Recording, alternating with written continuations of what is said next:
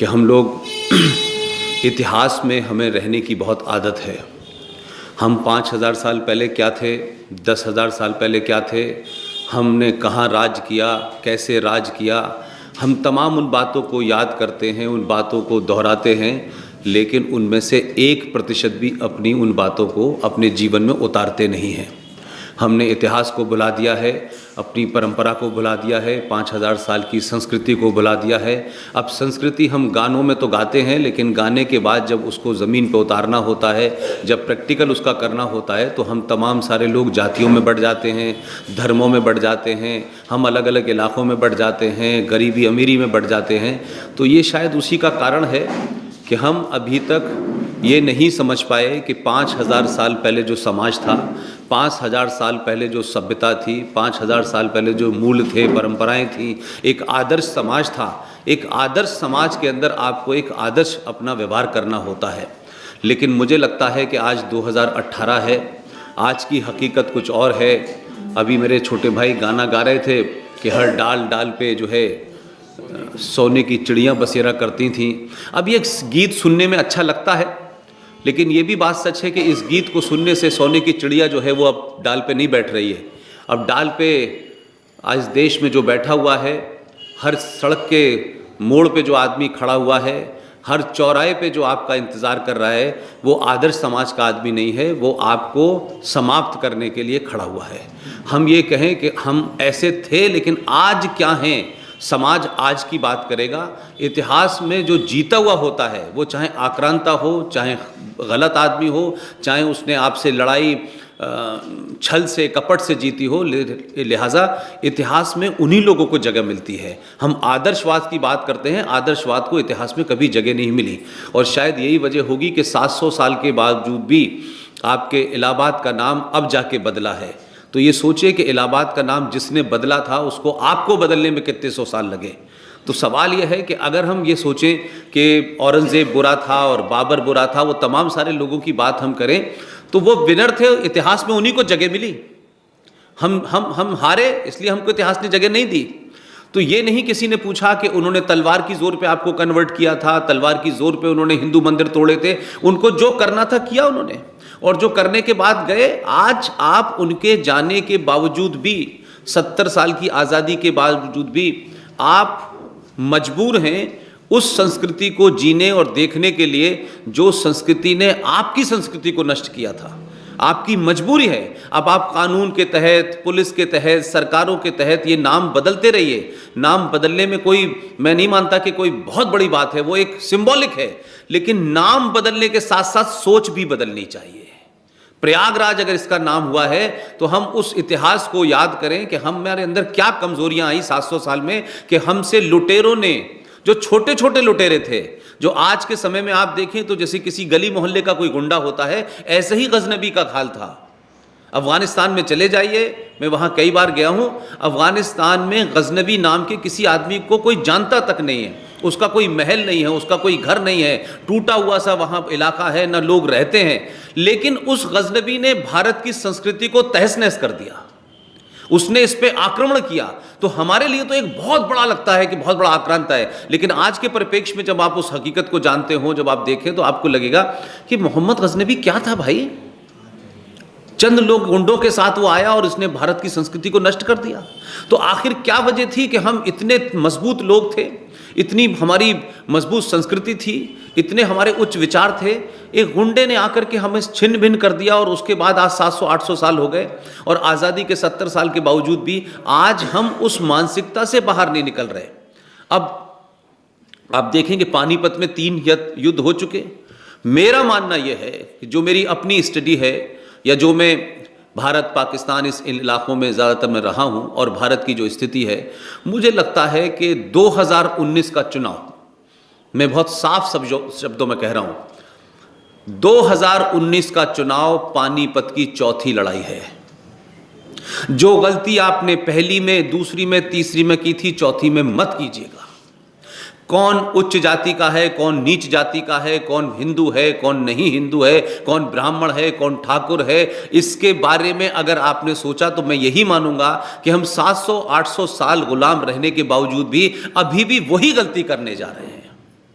कौन पार्टी अच्छी है, किसने क्या किया नहीं किया, लेकिन जो मोमेंटम 2014 में सत्ता तो बदली, सत्ता के बदलने में मुझे कोई बहुत ज़्यादा मेरा उस पर ध्यान नहीं है, लेकिन ये मैं पहली बार देख रहा हूँ कि जिस आदमी का जन्म मुसलमानों के बीच में हुआ हो, जिसने अजान दी हो, नमाज पढ़ी हो, कुरान पढ़ा हो, 12 साल पाकिस्तान के एक चैनल के साथ काम किया हो, अगर मैं ये समझ पा रहा हूँ कि 2014 में सत्ता नहीं बदली बल्कि 2014 में इस देश के बहुसंख्यकों के जहन के सोचने की शक्ति बदली है, उनके अंदर शायद एक कॉन्फिडेंस पैदा हुआ है कि हम भी ये पहली बार कर सकते हैं। अब तक सरकारें बदलती थी कि साहब जो हमारी मांगे नहीं मानेगा, जो उत्तर प्रदेश की जेलों में मुस्लिम आतंकवादियों को छोड़ेगा वही सत्ता पे बैठेगा।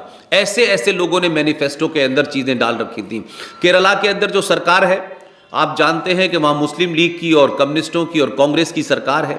उन्होंने बाकायदा एक रेजोल्यूशन पास किया और अब्दुल रहमान मदनी जो कोयम्बटूर बम धमाकों का मास्टरमाइंड है, जिस पे केस चल रहा है, वो जेल में है, उसकी जमानत नहीं होती, वहां की विधानसभा ने एक प्रस्ताव पारित करने की बात कही कि मदनी साहब बहुत महान आदमी हैं क्योंकि वहां सत्ता में मुस्लिम लीग थी, कि उनको छोड़ा जाए।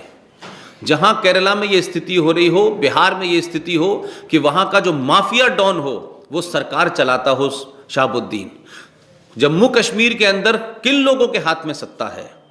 मैं ये मानता हूं कि इस सब के बावजूद भी जो 2000 से पहले माहौल बना, लोग उसको अलग तरीके से देखते हैं, उसमें नफ़ा नुकसान देखते हैं, हमारा काम नहीं हुआ, उसका काम नहीं हुआ, मंदिर में देरी क्यों हो रही है, SC एक्ट क्यों हो गया है, ये तमाम सारी चीज़ें ऐसे ही मान लीजिए कि आप जब युद्ध में जाते हैं, जब जंग में जाते हैं, तो कुछ मोर्चों के हार जाने से जंग नहीं हारी जाती।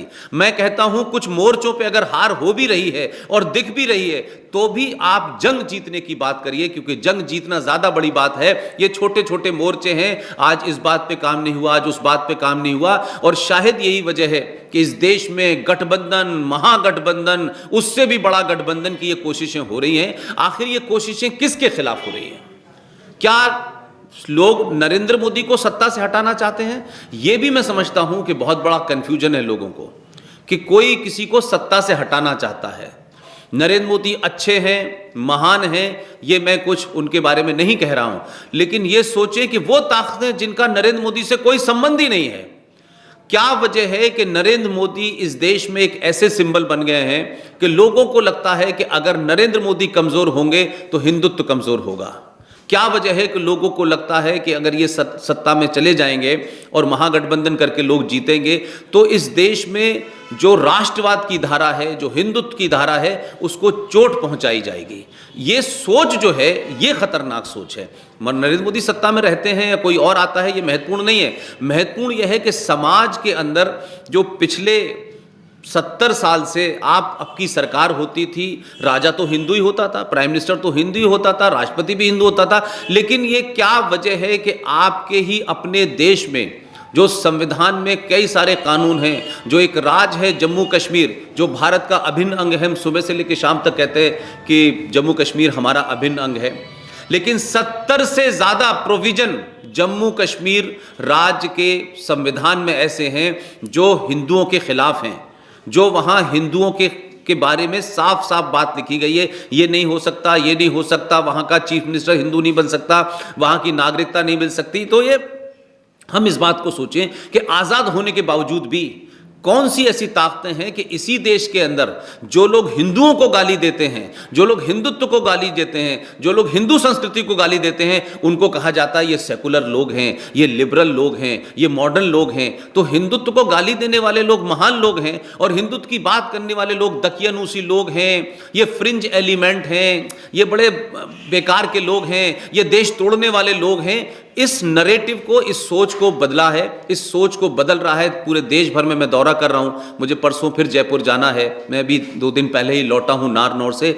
जगह जगह मैं ये देख रहा हूं कि लोगों के अंदर एक ज़बरदस्त गुस्सा है, लोगों के अंदर एक ज़बरदस्त उत्साह है, और उस उत्साह को बनाए रखा जाए, उस उत्साह को जिंदा रखा जाए। कौन चुनाव में जीतेगा, कौन नहीं जीतेगा, पार्टियां आएंगी जाएंगी, सत्ताएं बदलेंगी, लेकिन ये देश रहेगा तो हम आप रहेंगे, ये समाज रहेगा तो हम आप रहेंगे। तो पार्टियां भी रहेंगी, कोई मंत्री भी बनेगा, कोई प्रधानमंत्री भी बनेगा, लेकिन अगर जिस तरीके से भारत के समाज को तोड़ने की कोशिश की जा रही है, मुझे बताइए कि कहां दुनिया में लिखा हुआ है।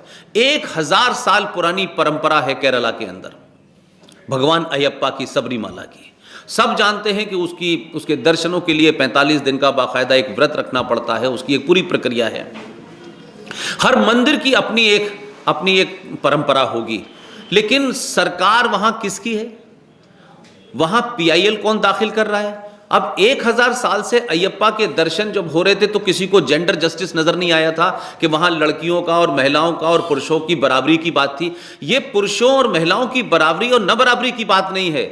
आपकी हर उस परंपरा को जिस पे आपको गर्व है, जिससे आपको शक्ति मिलती है, उसे तोड़ने की साजिश नहीं, उसे इंप्लीमेंट किया जा रहा है। इसीलिए 2 महिलाओं को रात में वहां की सरकार पुलिस के प्रोटेक्शन में लेके जाती है और उनको मंदिर में उनको अंदर ले जाया जाता है और वो अयप्पा को छूते हैं।